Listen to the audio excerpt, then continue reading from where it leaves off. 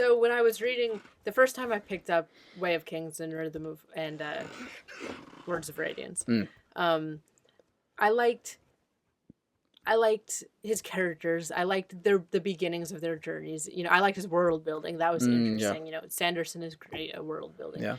Um, and I liked like I said, the building, the rising action, the climax of Words of Radiance is fantastic. There's some really great scenes in that book, and yeah, the prose itself, the writing itself is elementary, but that's fine because really, if you had to pick between fabulous writing and a fabulous story, like a fabulous story is always Yeah. going to win. That's Oh, what yeah. that's what it is. That's why you're telling a story, is for the story. Writing is One of the just biggest things to learn true. that we've learned. Yes, going from the days of being like 12 years old and thinking that if you could memorize the thesaurus, it would make you a good Yes. author. And you're like, hey, no, that's not it. It's not how many words it's how you use them to tell a good story. And that's what I liked about his first books was he told a good story, and the words he did it with were simple, but that was okay. As I've read more, like I said, Words of Radiance was my favorite. Way of Kings I liked too, especially the last third. In the beginning, it's kind of a slow start because it's a massive series that he's trying to set up. Yeah. Oathbringer I also liked, not quite as much as Words of Radiance. Rhythm of War, I'm like 45% of the way through. So far, my verdict is that there's way too much focus on the plot for me, as opposed to the story, the characters, their journeys. Because you'll get whole chapters with characters like Navani, who she hasn't been a POV character in the past, and it's not that I don't like her as a character necessarily. She could be great. He just gives not very much time at all to actually building her, and she's just an example for the overall thing that I'm talking about. He gives really not that much time at all to developing her as a character, as like, okay, who is this woman, who inside of her, what type of person is she, what's her personality. I mean, you get that she's a scientist, she loves discovering new things about you have the Fabry dolls, and she's always trying to but she she's relatively newly married to Dalinar.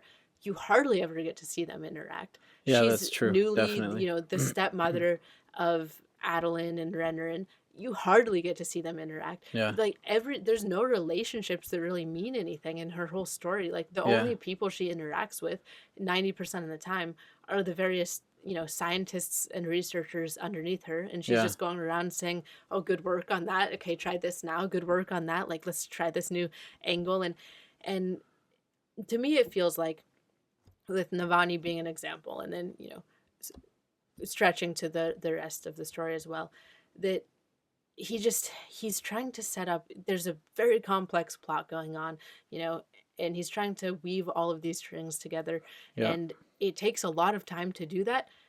And in order to not make the book 2,000 pages long, and to get through the plot that he needs to get through, he's having to sacrifice a lot of what, in my opinion, is the really meaningful and enjoyable part of reading a book, which is the story, the characters. And if you read, and I think this is a weakness of fantasy in general, because if you read some other genres like historical fiction, or not even fiction, nonfiction, historical nonfiction, whatever, you'll realize like, wow, you can tell a story, you can have a novel, a few hundred pages, and pretty much maybe like 5 things happen in it, very few things happen in it, very few like momentous things, and you can see like, oh, pretty much this whole novel is told in this little square patch of land, and like 5 people live on that land, and like that's the whole novel.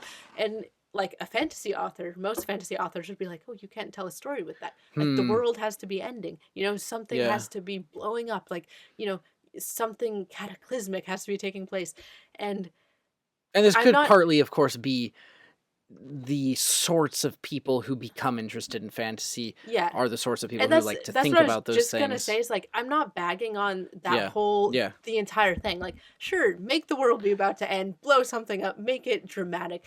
that's part of why we love fantasy. You know, that's like, I'm not saying, oh, get rid of all of that. Right. But I'm saying that it's amazing how much more potential there probably is.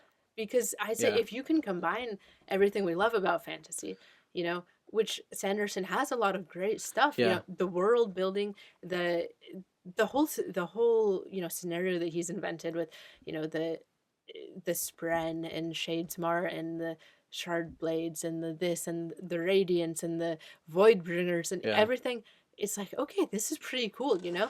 And I think if he could just match that with spending enough time on really developing meaningful relationships between the characters and spending enough time on, you know, that which I would say is the heart of the story, which is not the plot, not the events taking place, but like the individual character journeys taking place. That's what I'm missing in Rhythm of War. And it's not that he doesn't do it at all.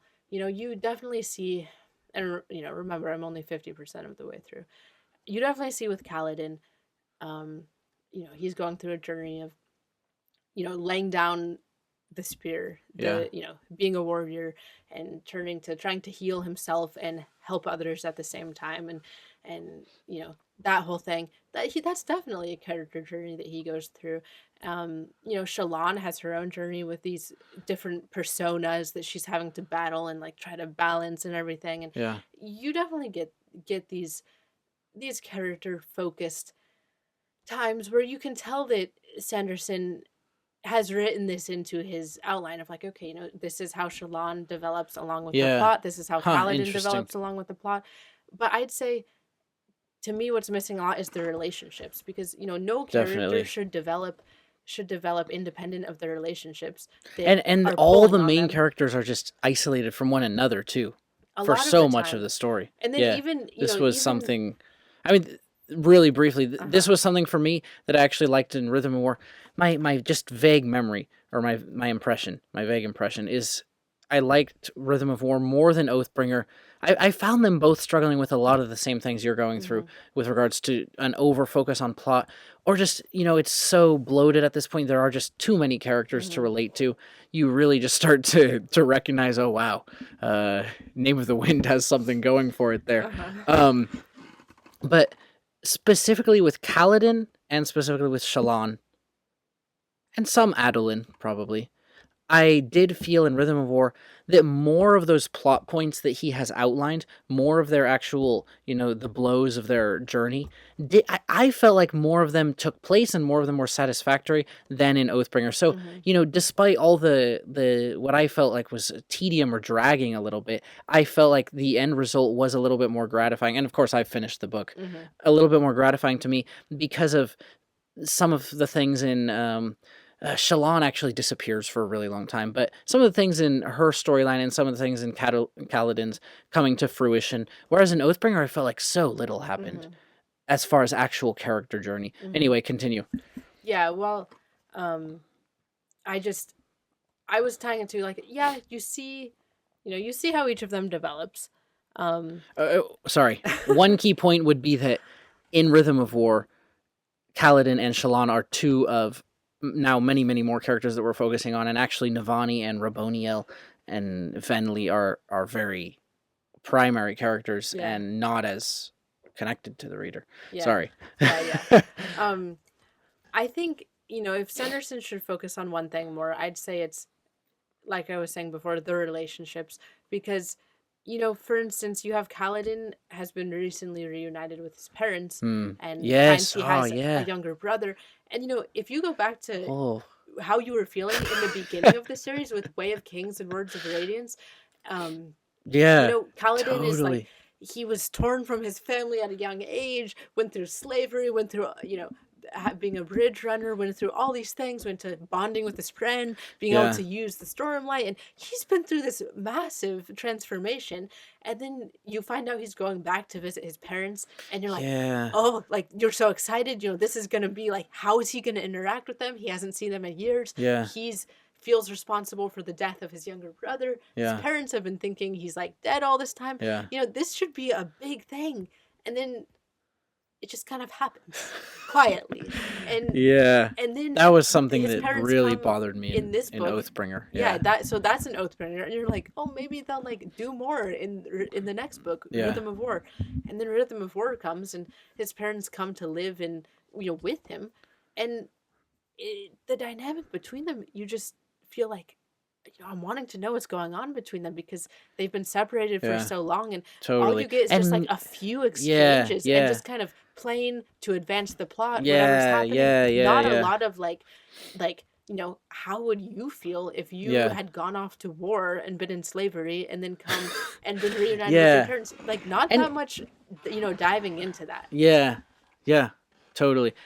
I definitely agree. And like, and maybe it's deliberate, maybe it's this intentional, study of, oh, people grow up, and they, especially people like Kaladin, grow up, step into so much responsibility, so much pressure, values change, priorities shift, and quite frankly, it's difficult to maintain a close relationship, or it is strained, or the rush and chaos of life can just take over, and it might just be these quick interactions unless you do something more. It could be something like that, but it just doesn't feel very satisfying. It, like you said, it lacks the actual emotional recognition of that, if it is an intentional kind of distancing. And it's 2 books long. Like, it's been thousands of pages that this has gone on, and yeah, I fully agree.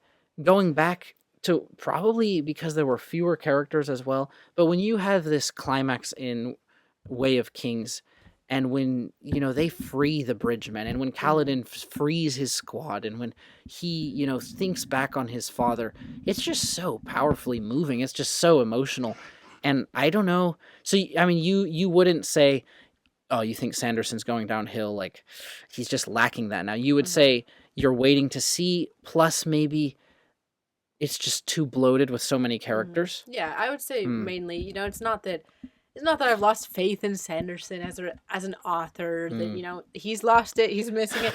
No, not at all. You can still see that he's trying to pull these things in, that he's trying to, weave these themes, and you can still see that. I just think that